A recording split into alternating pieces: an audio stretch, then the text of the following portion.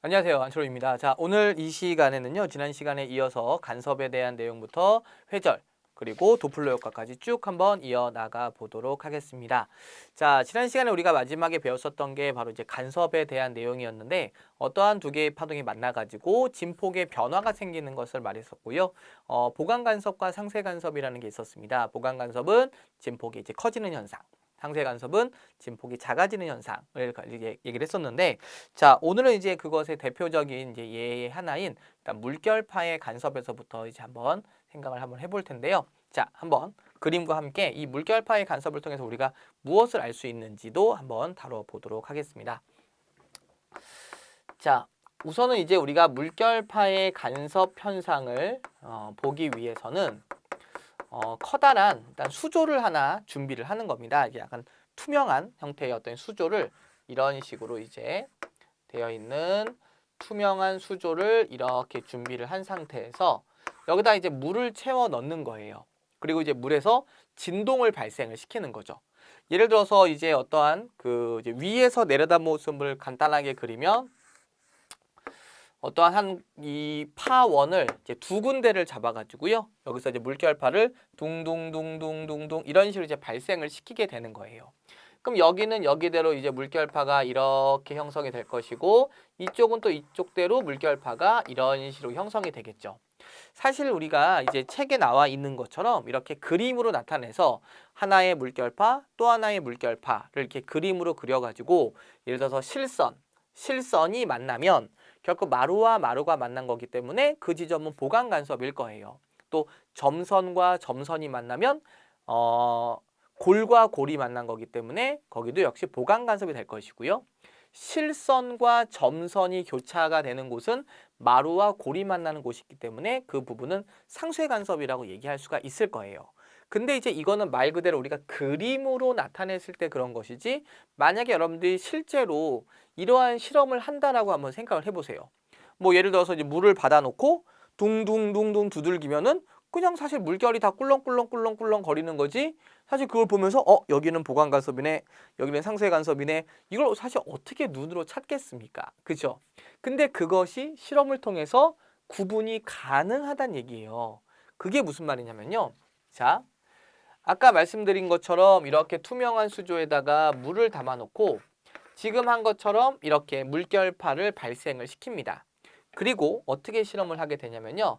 긴 어떠한 이렇게 다리를 하나 준비를 해놓고 이 밑에 쪽에다가는 스크린을 이렇게 깔아놓는 거예요. 스크린. 하얀 뭐 종이 같은 걸 이렇게 깔아놓고 이 위에서 빛을 쏴주는 겁니다.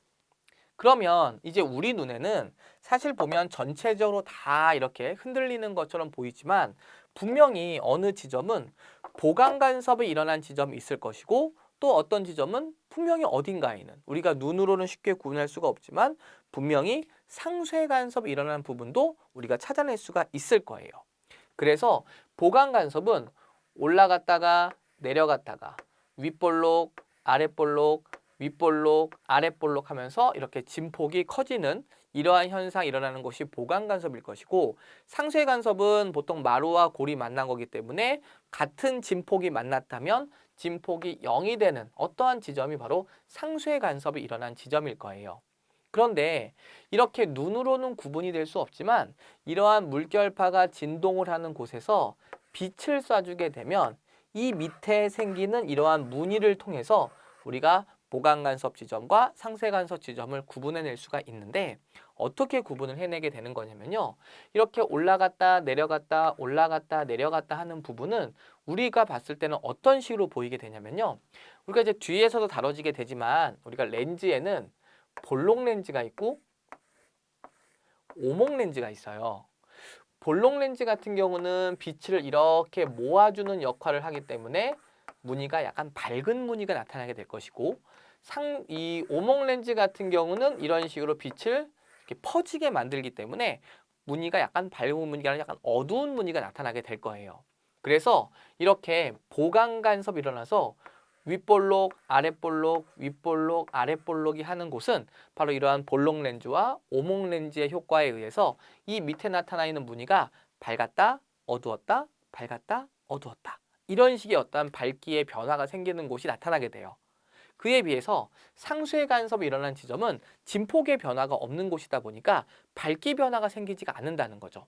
그래서 흐릿한 이러한 무늬가 나타나는 곳이 바로 우리는 상수의 간섭이 일어나는 지점이다. 이렇게 나타나게 돼요. 그래서 여러분들이 그 책에 보시면은 어떤 이게 밝고 어둡고 그림이 조금 잘 안 보이긴 한데요. 실제로 이제 좀 더 그 사진이 좀 잘 나와 있는 사진들이 있어요. 아마 여러분들 뭐 쉽게 뭐 인터넷상으로도 금방 검색이 가능하니까요.